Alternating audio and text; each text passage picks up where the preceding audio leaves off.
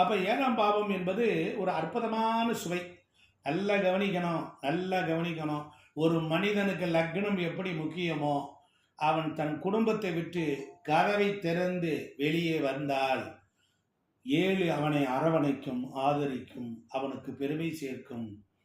அவனோடு வாழ்க்கைக்கு சக நண்பர்கள் எல்லாரும் பாதுகாப்பு. 7ஆம் இடம் தான் லக்னத்திற்கு 7 பாதுகாப்பு.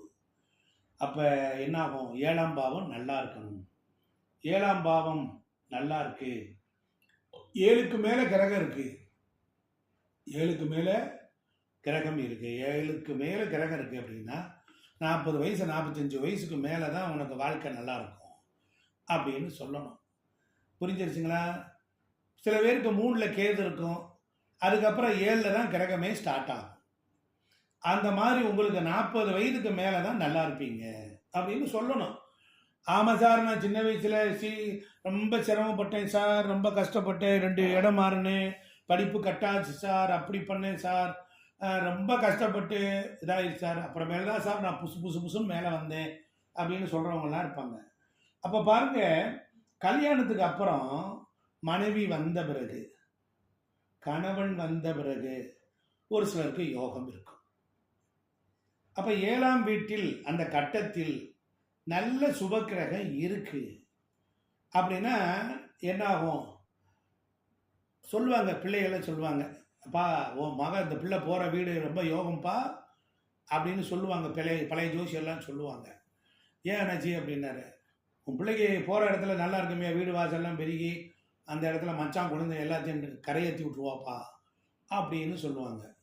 அப்போ 7ஆம் இடத்துல உள்ள கிரகம் நல்லா இருந்துச்சுன்னா அது எப்படி இருக்கும்? 2வது பிள்ளை சூப்பராக இருக்கும்னு அர்த்தம். 5 முதல் குழந்தை, 2 7 2வது குழந்தை, 9 3வது குழந்தை, 11 4வது குழந்தை. இப்பெல்லாம் 1க்கு மேலே 2க்கு மேலே இல்லை, அந்த காலத்தில் நிறைய இருப்பாங்க. அப்போ 7ஆம் பாவத்தை வச்சு தான் ஒரு அரசியல் ஈடுபாடு, 7ஆம் பாவத்தை வச்சு தான் ஒரு பொது வாழ்க்கையில் ஈடுபாடு, 7ஆம் பாவத்தை வச்சு தான் ஒரு திருக்கோவில் திருப்பணி, 7ஆம் பாவத்தை வச்சு தான் ரோட்டரி கிளப், 7ஆம் பாவத்தை வச்சு தான் அதுக்கப்புறம் பேர் ஒரு லயன்ஸ் கிளப்பு, 7ஆம் பாவத்தை வச்சு தான் வெல்ஃபேர் அசோசியேஷன், 7ஆம் பாவத்தை வைத்து தான் உங்களுக்கு பிரசிடெண்ட் ஆகிறது, கவுன்சிலர் ஆகிறது, சோசியல் வாழ்க்கை, இதெல்லாம் 7ஆம் பாவம் நல்லா இருந்தால்தான் உங்களுக்கு பொது வாழ்க்கையில் ஈடுபட முடியும். அப்போ இதெல்லாம் இவ்வளோ நேரம் நான் சொல்லி வந்திருக்கிறேன். ஒரு ஜாதகத்தில் 5 9 11 நல்லா இருக்கான்னு பார்க்குறோம். அப்படின்னா என்ன அர்த்தம்? எண்ணம் மட்டும் வரும், பொது வாழ்க்கையில் இறங்கணும், செயல்படணும், எண்ணம் தான் இருக்கும், ஆனால் ஆக்ஷன் இருக்காது. அப்போ 7ஆம் பாவத்தை வச்சு திருமணத்துக்கு அப்புறம் மனைவிக்கு நடக்கும் தசையை எண்ணி பலன் சொல்லும் பழக்கமும் உண்டு. இப்போ தான் கொண்டு வந்து ஒரு பாயிண்டில் நிப்பாட்டியிருக்கேன். உங்கள் ஜாதகத்தை எடுத்துக்கங்க, உங்கள் மனைவிக்குரிய தசாபுத்தியை போடுங்க, அவளுக்கு என்ன தசை நடக்குது, எத்தனாவது தசை, அவளுக்கு எத்தனாவது திசை, 4வது திசையா 5வது திசையா, பெரும்பாலும் 2 திசை 3 திசையிலே கல்யாணம் ஆகிடும். அப்போ இப்போ உங்களுக்கு எப்படி இருக்குது, உங்கள் மனைவிக்கு எத்தனாவது திசை, அது உங்களுக்கு எத்தனாவது திசையாக உங்களுக்கு வரப்போகுது அப்படிங்கிறத 7ஆம் பாவத்தை வச்சு திருமணத்துக்கு அப்புறம் மனைவிக்கு நடக்கிற ஜாதகத்தில் இருக்கிற திசையை உங்களுக்கு 7ஆம் இடத்துல போட்டு அவளுக்கு 4வது திசைகள் 8வது புத்தினா அந்த பலனை நீங்களே தெரிந்து கொள்ளலாம். எப்படி?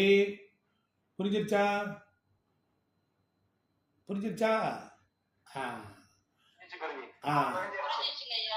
அப்ப 7ஆம் பாவத்தை வச்சு திருமணத்துக்கு அப்புறம் கணவனுக்கு நடக்கக்கூடிய திசையை எண்ணி மனைவி தனக்கு பலன் சொல்ல பெண்கள் சொல்லிக் கொள்ளலாம். இதெல்லாம் ஒரு விஷயம். அப்போ பாருங்க, கஸ்டமர்னா 7ஆம் இடம். சில பேர் வர்றாங்க சார், வியாபாரத்தில் பார்க்குறாங்க சார், கஸ்டமர் வர்றாங்க பார்க்குறாங்க, சேல்ஸ் ஆக மாட்டேங்குது அப்படின்னு சொல்கிறவங்கெல்லாம் இருக்காங்க. அப்போ 7ஆம் இடம் வலுத்தால் தொழில் பண்ணுகிற சிந்தனையும் மேலோங்கி இருக்கும். நேற்றுக்கு சொல்லியிருக்கேன், 7ஆம் இடம் வலுத்தால் தொழில் பண்ணணும், ஏதாவது ஒரு தொழில் பண்ணணும். ஏன் அவனுக்கு அந்த எண்ணம் வருது? 10க்கு 10ஆம் இடம், 10 என்பது ஜீவனம், உயர் ஜீவனம், கர்ம, தொழில் ஸ்தானம். அவன் ஏதாவது ஒரு புதிய கர்மாவை செய்யணும், தனித்து செயல்படணும் அப்படின்னு நினைப்பான். அப்போ 10ஆம் இடத்துக்கு 10ஆம் இடம் 7ஆம் பாவம், 7ஆம் பாவம் ஆக்டிவேட் பண்ணுவது. அப்போ என்ன பண்ணணும், நல்லா கவனிக்கணும். இப்போ எல்லாரும் கவனிங்க. இப்போ இந்த எல்லாரும் கவனிங்க ப்ளீஸ், கைண்ட் அட்டென்ஷன் ப்ளீஸ். வண்டி நம்பர் 4874 2வது பிளாட்பாரத்திற்கு காலை 10:42 வரும் என்று எதிர்பார்க்கப்படுகிறது. புரியுதுங்களா? கவனிங்க. இது இப்போ ஜோசியர்களுக்கு நான் ஒரு பலன் சொல்லித்தரேன். இதை நீங்கள் ப்ரொஃபஷனல் ஜோதிடர்களுக்கு நான் சொல்கிறேன். நீங்கள் பப்ளிக் பொதுமக்களுக்கு சொல்லலாம். ஒருத்தருக்கு 7ஆம் பாவம் கெட்டு போச்சு, 7ஆம் பாவத்தை ஆக்டிவேட் பண்ணணும், திருமணம் லேட்டாக ஆகுது. அப்போ மக்கள் கூடும் இடத்திற்கு டெய்லி போயிட்டு வந்தால் ஆக்டிவேட் ஆகும். ஒன்று. அதே போல் 7ஆம் பாவத்தை எப்படி ஆக்டிவேட் பண்ணுவது அப்படின்னா, ஒரு திருமணத்திற்கு உதவி செய்வது. ஒரு திருமணத்திற்கு ஒரு பெண் பார்த்து கொடுப்பது, ஒரு ஆண் பார்த்து கொடுப்பது, அப்படி உதவி செய்கிற எண்ணம் அது ஒன்று. ஒருவனுக்கு பிரச்சனை இருக்கிறது, அவனுக்கு என்னன்னா அந்த பிரச்சனையை தீர்த்து விடலாம், அதற்கு உதவுதல். நல்ல கவனிக்க, அதுக்கு உதவுதல். அப்ப ஒரு திருமணத்திற்கு உதவி செய்தல், இது மாதிரி பண்ணும்போது என்னாகும், நீங்கள் இயற்கையாக பலருக்கு பல பிறவிகளில் நீங்கள் ஆற்றிய கடமைகளை, செய்த உதவிகளை 7ஆம் பாவம் உங்களுக்கு ஒரு சர்டிபிகேட் கொடுக்குது.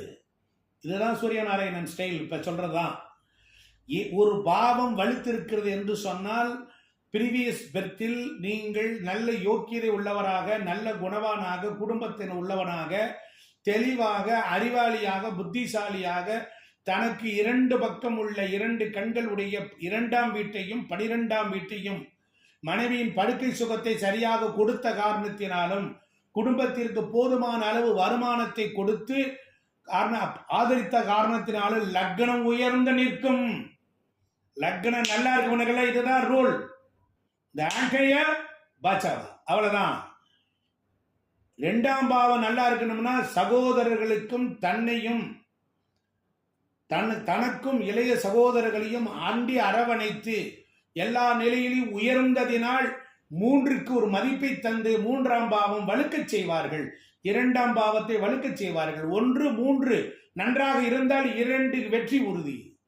இதெல்லாம் நம்ம போன பிறவியில எதை தவறு செய்தோமோ அதையெல்லாம் பாவமாக, குற்றமாக, குறையாக இந்த பிறவியில் முழுமையாக அந்த பாவகாரகத்துவத்தை அனுபவிக்க முடியாமல் வாங்கிய இடர்கள், போன பிறவியில் இருக்கிற விஷயங்கள், எந்த previous birth according to karmas, இதுதான் எந்த ஹவுஸ் கெட்டு போயிருக்கு. அப்ப அதற்குரிய பலனை நேரடியாக செய்யணும். கடவுள்கிட்ட போய் முறையிடுவது என்பது வேறு. ஏன்னா இறைவனுடைய ஆசீர்வாதம் வேண்டும் என்பதற்கு தான் டெம்பிள் சயின்ஸ். உன்னை நீ பக்குவப்படுத்திக் கொள்வதற்கு தான் டெம்பிள் சயின்ஸ். நல்லா புரிஞ்சுக்கணும். உறவு கொண்டு கலந்து மகிழ்ந்து தொழில் செய்யணும். உறவு கொண்டு கலந்து மகிழ்ந்து தொழில் செய்யணும். எந்த தொழில் செஞ்சாலும் இந்த வேலை எழுதி போடுங்க. உறவா இருக்கணும். வாங்க வாங்க வாங்க அண்ணாச்சி வாங்க நமஸ்காரம், கலந்து மகிழ்ந்து இருக்கணும். காஃபி சாப்பிடலாமே, சொல்லட்டுமா, ஏற்பாடு பண்ணட்டுமா? இல்லை பரவாயில்ல. யார்கிட்டயாவது போகிறோம், நம்ம ஒரு தண்ணி பிடிச்சி குடிச்சிக்கிட்டு இருக்கோம், ஒரு பெரியவர் வராரு, நம்ம அந்த டம்ளரில் தண்ணியை பிடிச்சி பவ்யமாக கொடுத்தா வேணான்னு சொல்ல போகிறாரு. இதெல்லாம் நம்ம செய்யணும். சமூகத்தோடு எப்பொழுது ஒரு உங்களுக்கு உடன்பாட்டு சிந்தை வரலையோ சனி அந்த வேலையை செய்ய வைப்பான்.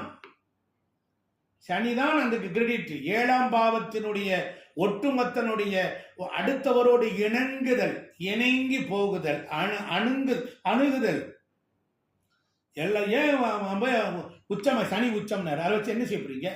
ஒரு சர்டிஃபிகேட் வாங்கி மாட்டப்போ, எஸ்எஸ்எல் சர்டிஃபிகேட் வாங்கி வீட்டில் மாட்டினா கவர்மெண்ட் பணம் கொடுக்குமா? சனி உச்சமா யாருக்கு பிரயோஜனம்?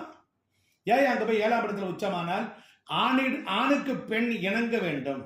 சுக்கிரன் வீட்டில் தான் சனி உச்சம். சுக்கிரன் அணுகுதல், அனுசரணை, வார்த்தையை கவனிக்கணும். அனுசரணையா இருக்கணும். நான் வாழ்ந்து நடந்து போகும்போது யாராவது இருந்தாங்கன்னா கொஞ்சம் பார்த்து சூப்பராக, நான் தான் தப்பா வந்துட்டேன். இப்படி நீங்கள் போக வேண்டும், பிற உயிர்களை மதிக்க வேண்டும் என்கிற விஷயத்தில் யார் ஒருவர் அத்தகைய அந்த குணத்திற்குள் வரலையோ அவர்களுக்கெல்லாம் 7ஆம் பாவம் கெட்டுத்தான் கிடக்கும். அதுக்கு என்ன ஆக்டிவேட் பண்ற வழி என்ன?